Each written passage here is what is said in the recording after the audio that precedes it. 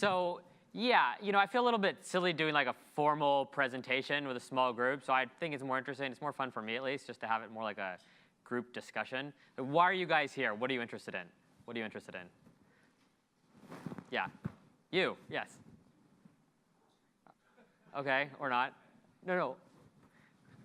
What are you interested in? What do you want me to talk about? No, it's okay. What are you interested in here? Why are you here? I have an interest in wearable devices. Okay. So Just in general? Yeah, general like ride. Uh-huh. Most of wearable. Right. Cool. General things. Yourself, sir? Research? What do you do? Great. Ma'am, do you have? Oh, she's busy. Cool. Yes. Hologram for meditation. You do a hologram for meditation? Yep. That's awesome. There you go. That's amazing. Cool. What about yourself? Just the end of the conference. The grand finale. Yourself, sir? PTC. Huh? PTC. Okay. Oh yes, right. We're talking. Well, okay. I guess since they're videoing this, I can go through a few different things, but just stop me and have some fun. I basically, Spire is a wearable device. We do something quite different than most of what's out there. We are, on Amazon, one of the top, probably 5 or 7 selling wearable devices. So we have pretty big scale. We've learned a lot, have a lot of data on what's working, what's not working out there for kind of wearables that go beyond fitness and step tracking. And so just, ask me questions because it's more interesting to have a discussion, particularly a room this size, at the end of the day when everyone's tired. But I can hit a few kind of key points for the sake of context. So we're really interested in this question, which is, the average US adult spends about 16% of their day moving. Hopefully these devices increase that number, and they do when you have step tracking and motivation around that, but you're not, you're only increasing it incrementally, right? You still got a huge percentage of the day when people are not moving. And so we really asked the question of what can you do during that other 84% of the day to impact health and productivity, which are kind of what we're spending a lot of our day doing. How can we measure it? How can we improve it? And that's the question that I spend a lot of time thinking about, my company spends a lot of time thinking about, that we're really interested in is kind of this everyday idea of health and productivity, and that's where our focus is. And we think, these sensors on our body and these wearables, and yes, meditation to some extent, possibly with holograms, can have a great impact on that. So if you don't know these statistics, I'm just going to share them because it's quite fascinating. And I think it's just important to remember how much the mind is a huge factor when it comes to health and wellness. We spend so much on the body, but the mind is a big thing. Chronic stress increases health claims at companies by 50 to 150%. So huge impact on the cost of companies. Is that increases turnover by 40%. Presenteeism, which has to do with you're at work but not really at work, often because of stress or distractions, reduces productivity by 33%. Then we start getting into some really interesting clinical areas around, that are related to mind and stress and other mental health and mental well-being areas like depression, huge cost to the US every year, obviously a very big illness. Chronic pain, massive thing in the US and globally. Absenteeism, inability to focus, et cetera. So the point of all these numbers is twofold. One is that mental well-being and mental health is a huge but often underspoken part of the costs for American companies and American healthcare system, our overall health and well-being and how we feel and our happiness and our productivity. And that's an area that we're really interested in. When we talk about that other 84% of the day, that's the area that we think we can have a big impact on, and we are. Any thoughts on that? Questions? No? Okay. This is a bit more technical than our marketing website, but the technical term for what we really focus on is this idea of resilience. And the technical definition of resilience is the physiological and psychological skill to effectively handle stress and anxiety, which essentially more simply means this: Stress happens all the time throughout the day. It is a fact of life, right? The goal of our products, and we think the products that are successful in this space, are not to eliminate stress. Stress is a part of how we grow. It is a part of how we are human, and how we experience the joys and sorrows and challenges of life. But what has a big impact on health is chronic stress and resilience. So when you have a stressful event, how resilient are you to that? How quickly do you recover from that? And that's where, there's a lot of studies that show people are less resilient. Their chromosomes shorten faster, right? There's a lot of different effects that have. So that's what we're focusing on, is this idea of resilience. So how do you cultivate resilience? We basically look at two kind of areas. One is this idea of managing stress, right? So eliminating bad stress. And the second is the idea of harnessing stress, saying that yes, stress can be good. Those times when you're in a really intense situation are often times when you can perform far beyond what you ever thought you could do. And that is something that is really powerful and something that we're really excited about. So how do we do that? Well, respiration is a key biosignal around this. And let me go a little bit into why breathing is so interesting as it relates to this. The first one is it's the only biosignal that you can consciously control. There's basically 3 things or 4 things that you do, oftentimes without thinking about it, but you can consciously control. One is moving, getting up and moving. The other one is smiling, facial expressions. We change our facial expression all the time, but you can consciously control it. Blinking and breathing. Those are what you can consciously control. So and I'll get into this, we're really interested in feedback loops. How do we measure and show things that you can then provide feedback and conscious control on? It's tied to lower blood pressure. It's obviously tied to reduce stress. It's tied very closely to mindfulness and meditation, of course, and often says gas and brake pedal for the mind. So breathing is this very interesting signal because it both reflects and influences your state of mind. And that, for us, is the key to that 84% of the day. We don't want to just providing people information during that 84% of the day. We want to provide them with things that you can actually do. And so we see a lot of success. So if you haven't seen different breathing patterns, this is what a breathing pattern of someone working. You can see it's kind of relatively quick, relatively normal, but not hugely. This is while reading a book. It slows down substantially, much more relaxed.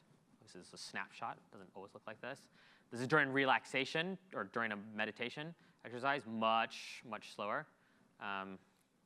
Oops. Yeah, so, again, when you start, well, actually, I'll highlight one thing here. You see where in the middle someone's holding their breath, right? Oftentimes on email, there's something called like screen apnea. People talk about a lot, where you'd be shocked how much your breathing changes as you're dealing with the stresses of the day. And you can see that there. So yeah, very quickly about our product, since I guess I'm kind of talking about that. The product is a wearable device that goes throughout the day that deals with both body and mind. We do all the step tracking stuff. We also measure breathing and provide feedback loops around that, around your state of mind. So this is what it looks like. It's this little, if you haven't seen it, I think most people have here. It's this little tiny stone that you clip onto the waistband of your pants or onto a bra. And we like to think about it in terms of 3 different core aspects of what we do. The first is the richness of the data. So we measure what we call your state of mind, calm, tense, focus through respiratory patterns throughout your day. So there's some other great technologies in here, measuring EEG and others. It's a respiration gives you a slightly more longitudinal look. So you're not going to see like a 5-second spike in excitation like you would through a GSR sensor. We're looking more longitudinally over half a minute longer. We're looking for these changes in breathing patterns. And one interesting thing I'll tell you is people often buy the product or think about the product in terms of stress or tension. A lot of users get much more value out of the positive. They don't realize that when they buy it, but it becomes more interesting seeing what are the times when I'm really focused or really calm throughout the day. That becomes more valuable than negative. And if you think about that in terms of habits and you think about that in terms of management and feedback loops, right? When we're good things, we tend to do more of versus getting slapped on the wrist for doing bad things, right? And so we've had a lot of users with a lot of success who discover wow, I didn't realize that this is what really brings me calm. This is what really brings me focus. I'm going to do more of that throughout my day. And that's really exciting. The core interface we have, and that's why we show it with an Apple Watch, is notifications, right? Yes, there's an app. Yes, you can see your data. Yes, you can visualize it. We're doing a lot more stuff there that we'll be announcing in about a month. But the core loop for us is all about notifications. It's about this scene that you're getting tense before you might realizing it, and letting you know that so that you can take a deep breath, or do a little meditation, or do a longer meditation, or do a hologram meditation, perhaps. That's right. Yes. And so I got to try that, by the way. Side note, the hologram meditation. But it's finding the right moments to do that, and that's where we see a lot of success. We like to joke that we're the only company where people email us, and we get this all the time, saying, can this send me more notifications? And it's because there's this very magical experience of getting a notification that's completely in response to your body. Right? It's not an external thing. It's literally your body essentially generating this notification. And we find engagement in the meditations, in the mindfulness exercise, and even just taking a deep breath is much, much greater, because it's like you're getting this notification, because your body's tensing up, because something's happening. And that's, so it's a very powerful experience. And finally, we build wearable devices that are discreetly worn. And that's important for us. This is not, while the device we think is quite beautiful, a lot of people, it's a very personal product, a very personal device.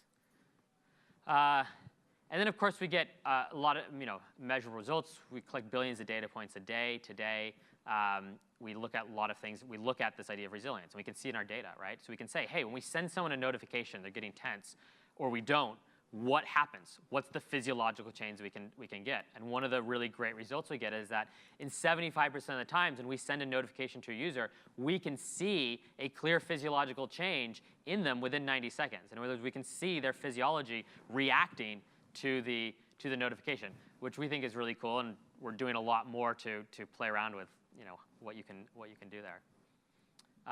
Finally, we have built in very simple exercises and coaching around mindfulness. We actually recently launched a partnership with Thich Nhat Hanh and his Plum Village, who've been recording some wonderful, wonderful little meditations that are in our app, among others. But it's all about, again, sending that notification and giving you a very simple guided meditation. We also have some content teaching how to breathe, how to use your breathing to regulate emotions, which is just yielding great results. And we're very excited to work with other content providers or cool experiences out there that are doing these kinds of things. I thought I'd share a couple of quotes from users. You can check out our Amazon page to see what people are saying. But one of the things that we like to highlight here is that we're not a medical device. We're a consumer mental well-being device. But we see a lot of really great results. These are just user quotes. I'm not endorsing what this says. We see a lot of great results across a wide spectrum of different things that people are trying to get out of the device. This is one quote. I get panic and anxiety attacks, and since I've been using Spire, I haven't had a single one. This is life-changing. I tell a lot of people about it. And again, for this user, and we've talked to this user, it's all about that real-time notifications, right? It's about it sees things happening before they realize it. Can't live without it. I put this up here because someone, I don't know if they're in this room, someone at this conference just over there was asking me about migraines specifically. This is one of the quotes from a user. Can't live without it. I have migraines and need to know when I am feeling stressed to prevent them. I showed my supervisor, a fellow migraine sufferer. Now she's ordering one for herself. Hello, Spire, goodbye, medications. And we highlight this because I think a lot, and perhaps just evidenced by the attendance in this room, wearables have kind of gotten this rap of like, okay, they can't do anything beyond being on the wrist and tracking steps and like heart rate and helping me work out.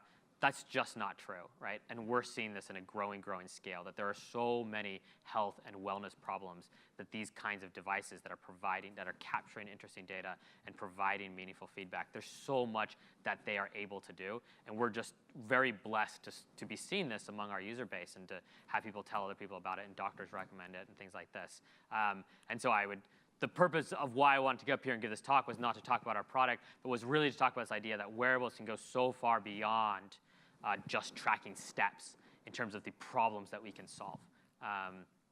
Here's another one, anxiety.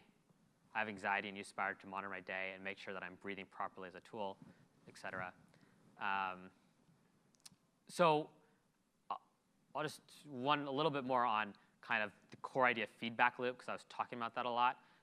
we think it's all about loops, right? It's not just about measuring and getting data. It's all about providing feedback. That was one of the cool reasons why we wanted to be at this conference, the AR conference. We've got a lot of people interested in how AR becomes a part of that feedback loop that we're creating. So we wanted to learn more about that.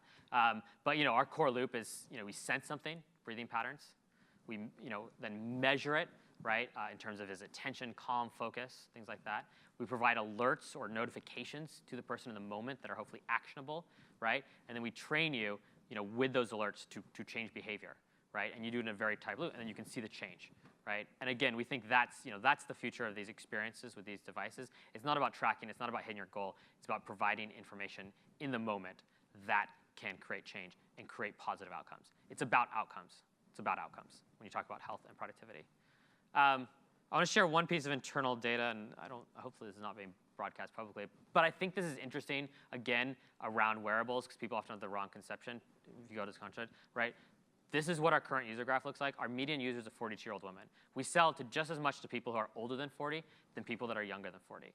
Meaning this technology, very fascinating, even at an early stage, and we're a very new technology company, has reached mass market in terms of who the audiences are for that. And I think as developers of these technologies, which I think everyone in this room is, that's something we got to not forget, right? That health is a universal thing.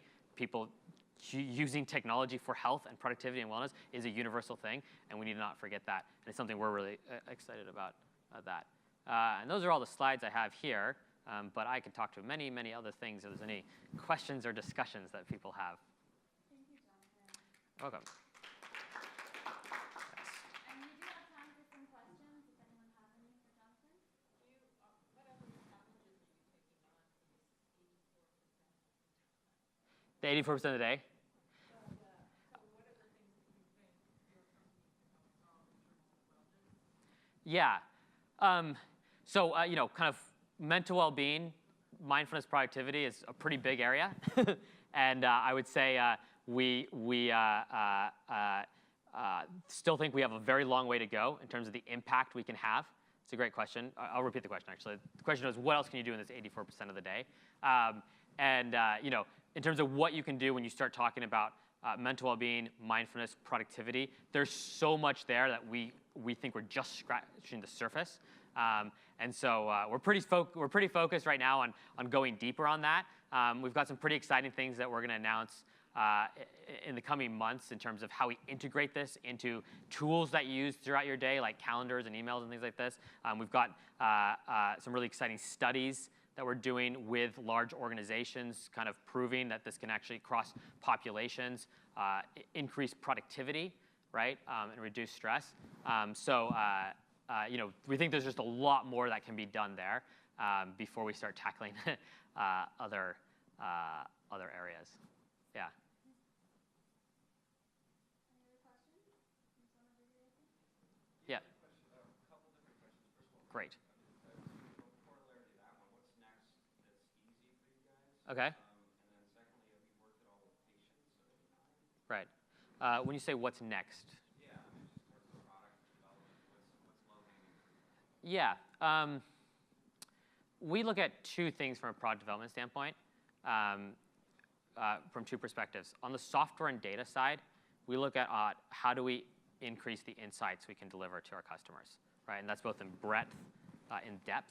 And so we're doing a lot of stuff that'll be announced in about a month, where we're taking this data and giving it a lot more context for the person to help better figure out, like, how's this really impacting my life, and get better insights from that. Beyond that, and I don't really want to kind of talk about this publicly, but we're doing a lot. There's a lot more from the data we collect off the sensors, off our devices, that we're about to deploy algorithms for that allow us to get more insights into that. Respiratory patterns. We're not just breathing rate. We're seeing respiratory patterns. That includes things like coughing and laughing and sighing and talking and all of these kinds of things. So there's a whole lot more that we're doing there that we'll be rolling out over the coming months. That's part one. Second thing on the hardware side is we really look at how to reduce friction for the hardware. That's our overall hardware development goal. We're really excited and doing some pretty cool things on how does this become a part of apparel, part of clothing. I don't want to publicly share too much, but if you're doing interesting stuff there, I'm happy to tell you about it. Yeah, there's a lot we can do with this, the core sensors and technology we have in terms of how it becomes much more seamless into our lives. In terms of patient stuff, dealing with patients, so there's a couple angles to that. The current product, again, it's not a medical device. Be very clear about that. We do have an increasing number of people in the medical profession who do recommend Spire to their patients. That's one area. The other area is we are starting in a lot of studies around clinical studies, both in the mental health area and chronic pain, as well as we are a very accurate respiration center. This is about 85 to 95% accurate compared to a spirometer. And so you can imagine there's chronic respiratory areas, COPD, asthma, that I can tell you more offline, but there's some very exciting things. You can imagine if you have continuous respiration monitoring for patients in those areas that you can do some pretty impactful things.